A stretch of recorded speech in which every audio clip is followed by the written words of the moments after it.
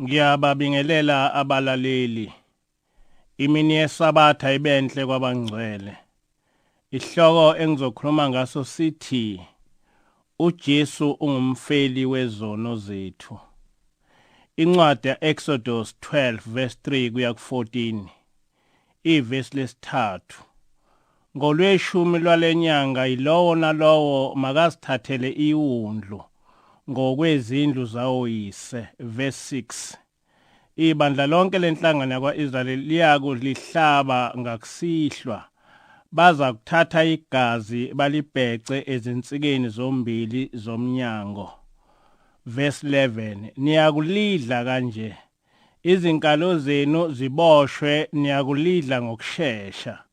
Kuyiphasika likaJehova. Ngokuba ngiyakudabula izwe laseGibhithe ngalobo busuku. Ngibulale onke amazibulo ezweni laseGibhithe. Verse 13. Igazi liyakuba luphawu lwenu ezindlini lapho nikhona. Nxa ngibona igazi ngiyakudlula kini. Ningehlelwa isifo sokunibhubhisa lapho ngibulala izwe laseGibhithe. Lolo suku luyakuba isikhumbuzo kini, nilugcine lube ngumkhosi kaJehova. Anolugcina izizukulwane ngezizukulwane ngokomthetho waphakade. Le ncwadi engiyifundile ikhuluma ngomkhosi wePhasika. Ngenxa yenhliziyo elikhuni kaFaro, uJehova wanquma ukuba abulale amazibulo aseGibhithe. Lokhu kwakuzokwenziwa ingilosi ebusuku lapho eyabo izokwehlela kuyo yonke imizi ifike ibulale amazibulo abantu nawezilwane. Kodwa imizi yamaGibhithe yabe ihlangene neyama-Israyeli. Ukuze ingilosi ingahlaseli imizi yabantwana bakwa-Israyeli, wathi uJehova umuzi nomuzi wama-Israyeli uyohlaba iwundlu, bese igazi lewundlu ligcotshwa emnyango womuzi wama-Israyeli. Uma ingilosi ibona leli gazi lewundlu, iyobe isiyazi ukuthi lo umuzi wakwa-Israyeli, bese idlula phezu kwawo ingawubhubhisi. Igama elithi iPhasika ngesingisi kuthiwa iPassover, okusho ukuthi ingilosi yedlula phezu kwemizi yakwa-Israyeli yangayibhubhisa ngenxa yegazi lewundlu elalisesicabheni. Uthi-ke uJehova lolu suku luyogcinwa lube ngumkhosi ngokomthetho waphakade. Kusukela kuleso sikhathi igazi laba semqoka ekwenzeni isivumelwano phakathi kaJehova nabantu. Ku-Exodus 24 verse 7 kuya ku-8 kufundeka kanje. Wathatha incwadi yesivumelwano wayifunda ezindlebeni zabantu. Bathi konke akukhulumileyo uJehova siyakukwenza silalele. uMose wasethatha igazi wafafaza ngalo abantu ethi, bheka nanti igazi isivumelwano uJehova asenze nani ngawo wonke lamazwi. Ngosuku lokubethelwa kaJesu wabe ezemkhosini wePhasika. Njengenhlala yenza, uJesu waba nesidlo nabafundi bakhe. Kulesi sidlo wabe esekhuluma lamazwi atholakala kuMathewu 26 verse 27 kuya ku 28. Wabe esethatha isitsha wabonga, wabanika wathi, phuzani nonke kuso, ngokuba lokhu kuyigazi lami lesivumelwane elithululwa ngenxa yabaningi, kukho ukuthethelelwa kwezono. Le nkulumo kaJesu engumusho owodwa yahunyushwa ngabapostoli nezazi zenkolo ngezindlela eziningi ezahlukahlukene. Zizama ukuchaza ukuthi isivumelwano owakhuluma ngaso uJesu sasiqeda umthetho kaMose, sakha inkolo yokuthi zonke izono zethu zaqedwa ukuchitheka kwegazi likaJesu ebethelwa esiphambanweni. Okuseqinisweni le nkulumo kaJesu ethi, phuzani ngokuba lokhu kuyigazi lami lesivumelwane elithululwa ngenxa yabaningi, kukho ukuthethelelwa kwezono. Inkulumo engacacisi lutho ngokuthi lesi sivumelana sithini uma uyiqhathanisa nekaMose eku-Exodus 24 verse 7 kuya ku-8 echaza isivumelwano sokuthi abantu bahlale belalela umthetho kaJehova nesivumelwano uNkulunkulu owasenza noNoah kuGenesis 9 kusukela kuverse 8 kuya ku11 esichaza ukuthi uNkulunkulu akasayi kuwabhubhisa abantu ngamanzi. Kanjalo futhi nesivumelwano sikaJehova noAbraham esikuGenesis 15 verse 18 kuya ku21 esethembisa uAbraham ukuthi inzalo yakhe iyonikwa izwe laseKhanani. Lezi zivumelwano ezintathu esikaNoah nesikaAbraham nesikaMose zicacile. Kepha lesi sivumelwano esikuMathewu 26 verse 27 kuya ku28 asicacisi ukuthi isivumelwano phakathi kukabani nobani esithi akwenziweni kanjani.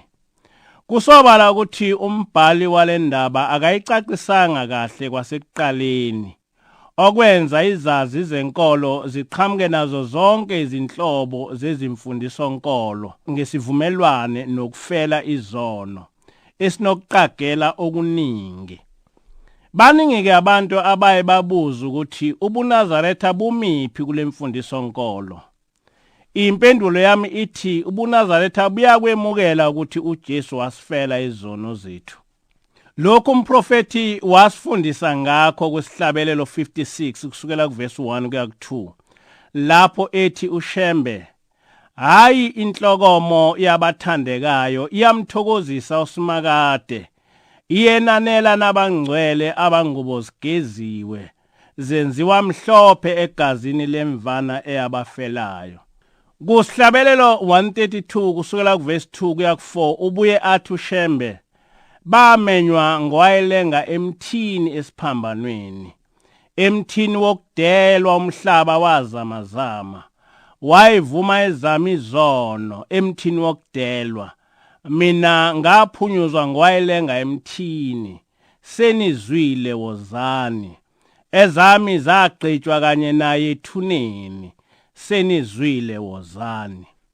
Noma uShembe wavuma ukuthi uJesu wasifela izono kodwa naye akazange wachaza ukuthi le nkulumo ichaza ukuthini.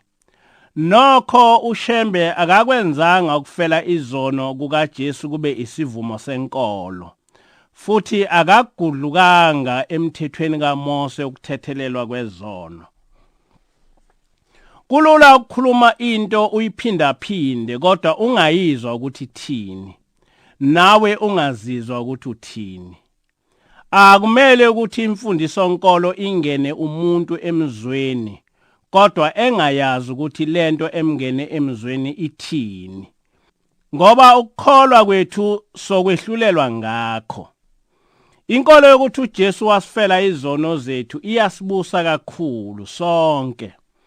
Kodwa uma usuthi uyafuna kumuntu ngamunye ukuthi le nkulumo ichaza ukuthini, uthola izimpendulo ezahlukahlukene. Okokuqala kumele sizibuze ukuthi yini isono. Isono sisho isenzo somuntu esiphambene nomthetho noma nomyalo kaNkulunkulu. Igama elithi isono liyefana negama elithi icala. Icala lisho isenzo somuntu esiphambene nomthetho wezwe noma umthetho kahulumeni. Uma umuntu kutholakala ukuthi wenze isono noma icala uyajeziswa ngezindlela ezahlukene kuye ngesisindo sesono noma secala. Uma ubulala umuntu okanye untshontsha into yomuntu noma udlwengula umuntu wenza isono ngoba wenza into ephambene nomthetho kaNkulunkulu. Umbuzo ke uthi lesi sono sokubulala, sokuntshontsha, sokudlwengula uJesu usifela kanjani? Ngamanye amazwi isono osuke usenzile sisuka kanjani kuwe ngokufa kaJesu? KuLuka 23 verse 39 kuya ku43 sifunda ukuthi uJesu wabethelwa nezelelesi ezimbili. Esinye samhlambalaza sathi, "Wena awusiye uKristu na?" zisindise kanye nathi. Kodwa esinye saphendula sathi, nawe awumesaba uNkulunkulu, thina samukela okusifaneleyo, samukela okulingene nesikwenzileyo, kepha lo akenzanga lutho. Sase sithi, Nkosi ungikhumbule embusweni wakho. UJesu waphendula wathi kuso, ngiqinisile ngithi kuwe namhla uzoba nami eparadise. Lezi zelelesi zazinezono zombili, kodwa uJesu wathethelela iselelesi esisodwa. Uma-ke uJesu wathethelela isoni esisodwa, lokho kusho ukuthi uJesu akasiye umfeli noma umthetheleli wezono zethu sonke, kodwa ungumthetheleli noma ungumfeli walezo zoni ezicela intethelelo. Umbuzo engibuyela kuwo ngothi, pho isono esikuwe sifela kanjani nguJesu? Indlela yokususa isono noma icala kumuntu inye azimbili. Okokuqala, ukuze isono sisuke kuwe, kumele kuqala usivume njengoba kwakwenza iselelesi esasisesiphambanweni. Isona esazishola ukuthi sinecala kusifanele ukufa. Sathi uJesu akanacala.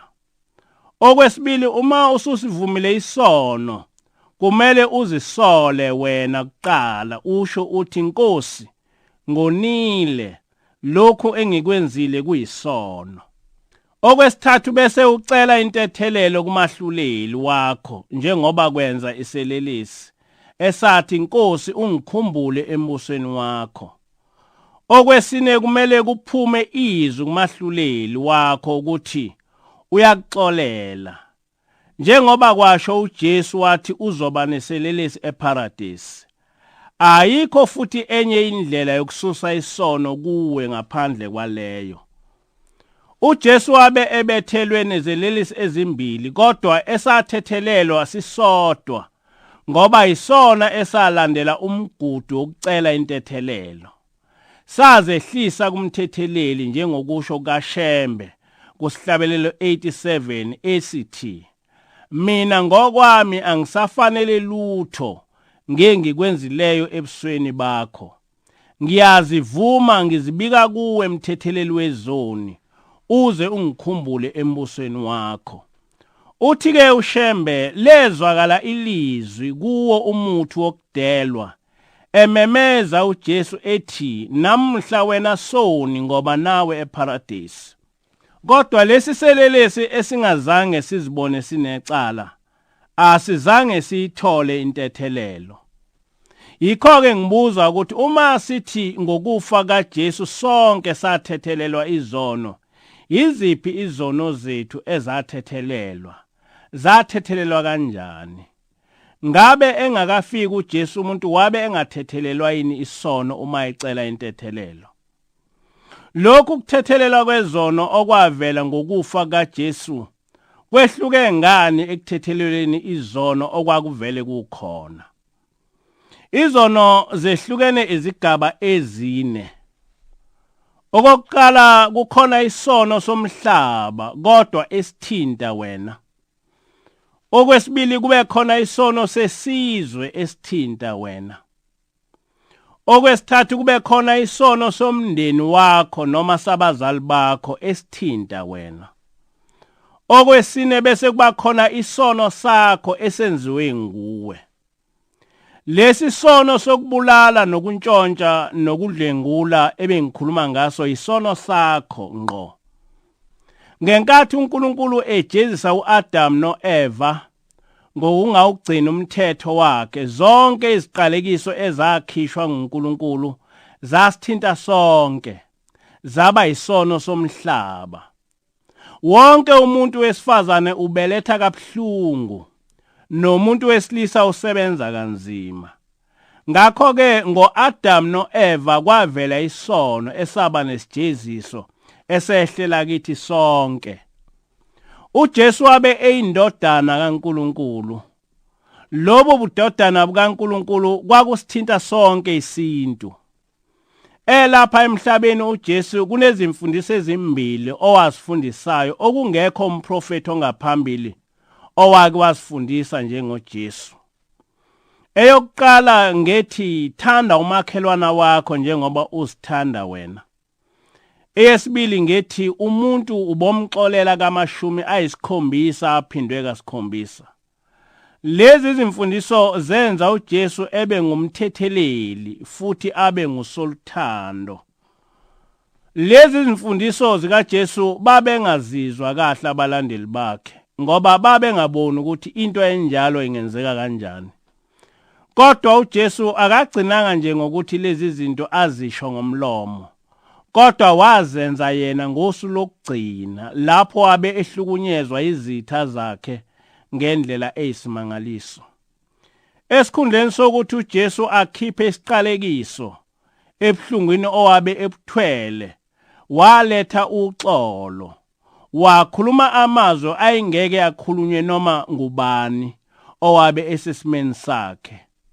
Wathi bathethelele inkosi ngoba abakwazi abakwenzayo. Le ntethelelo eyakhishwa nguJesu iyona eyashintsha sonke isimo, ngoba ukuba uJesu akazange wasicelela intethelelo, isintu sonke sasothola isiqalekiso. AmaJuda abekwazi lokho ngoba kuMathewu 27:25 AmaJuda atshela uPilato athi, igazi lakhe malibe phezu kwethu naphezu kwabantwana bethu. Kodwa igazi lokufa kaJesu lalingazukuba phezu kwamaJuda odwa, kodwa phezu kwesintu sonke. Ngenkathi ethi uJesu bathethelele inkosi ngoba abakwazi abakwenzayo, le nkulumo nokuncenga wabe ekubhekise kuNkulunkulu, ecela ukuthi isiqalekiso sokumulala singasehleli isintu. Yikho-ke isisho sithi ngo-Adamu kwavela isono, kepha ngoJesu kwavela intethelelo. uJesu wabonisa ukuthi ungumfeli wezoni esesesiphambanweni. Wathwala ubuhlungu ngezono zabantu, awaze wavuma ukuthi uNkulunkulu asijezise isintu. Asazi ukuthi ukuba uJesu akasicelelanga uxolo uNkulunkulu wabe ezosenze njani. Yikho-ke uJesu kwelinye iculo kuthiwa uyimvana noma uyiwundlu likaNkulunkulu elwathwala izono zomhlaba. Ngalesi senzo sikaJesu, uJesu ngumfeli wezono zethu sonke, ungumfeli wezono zomhlaba. Ngithe isono sesibili isono sesizwe. Isono sesizwe siya esimthinte noma ngumuphi umuntu oyileso sizwe ngandlela thile. Uma inkosi yesizwe isiphethe kahle isizwe sayo, isizwe sonke siyasizakala kuze kusizakale nezizukulwane zaleso sizwe. Kanjalo uma kukhona into embi neziqalekiso eyenziwa inkosi yesizwe, isizwe sonke siyahlukumezeka ngisho inzalo yaso. Uma isizwe sake salwa sabulalana, lowo mkhokha awedluli. Kohamba kuhambe kutholakale isizwe silwa noma kungaqondakali ukuthi sibangani. Isizwe suke sesithwele imiphumela yamaphutha asendulo, sithwele isono sesizwe. Ngaphandle kwesono somhlaba nesono sesizwe, kukhona isono somndeni wakho noma isono sabazali bakho. Izono eziningi esizithwele ngezabazali bethu. Uma umzali wakho enza isono esimbi njengokubulala umuntu, leso sono sigcina sinomphumela omubi nasemndenini wakho. Uthi-ke uShembe kuHlabelelo 157, ngehlelwe isindo sezono zami nezabazali bami, bazishiya kimi. Uyaqhubeka uShembe uthi, iyiphi inyanga engangikhulula kulesi sindo engisithwele sezono zami nezabazali bami? Lesi sindo ngingasethulelwa nguwe mkhululi wami kuphela. Lesi sono isono sabazali bakho noma somndeni wakho, kodwa esiba nomphumela omubi nakuwe oyinzalo yabo. Kodwa uma ubulala umuntu, udlwengula, untshontsha, akho sono sakho esisusiwe ukuthi uye esontweni, wafike wagxuma wabe usutshela abantu ukuthi usuwamukele uJesu. Ngakho-ke izono zakho sesigeziwe. Akhambi kanjalo mzalwane. Ukukholwa kweqiniso akwakhekile ekukhonzeni uNkulunkulu ngomlomo nangemizwa, kodwa ngezenzo ezisobala wenze intando kaNkulunkulu, ubuse umkhondo wezimemezelo zezwi lakhe, uphendukele kuJehova ngokuphelele. UJesu ungumfeli wezono zethu zomhlaba, kodwa lokhu akuchazi ukuthi izono ozenzayo asabalwa ngoba uJesu wazifela esiphambanweni. uJesu wakubeka ngokusobala ukuthi akusibo bonke abayowubona umbuso wezulu, kodwa abenza intando kaBaba osezulwini. Yinye indlela yokuthethelelwa kwezono, ileyo eyenziwa nguJesu eselelesini esasi sesiphambanweni. Okokuqala, kumele uzivume izono zakho. Okwesibili, kumele uphenduke ukholwe ngokweqiniso. Ukuvuma isono kukodwa ube ungehlukene naso akusikho ukuvuma lokho. Ukuvuma kuhamba nokuphenduka. Okwesithathu, cela intethelelo ngokuzithoba, uthembise ukuthi usiyahlukana nesono. Okwesine, uma konke okwenze ngenhla ukwenza ngeqiniso, uJesu uyosesula isono sakho, asho ngeqholo ethi, kusukela namhla ngizoba nawe eparadise. Inkosi busise lokho enikuzwile.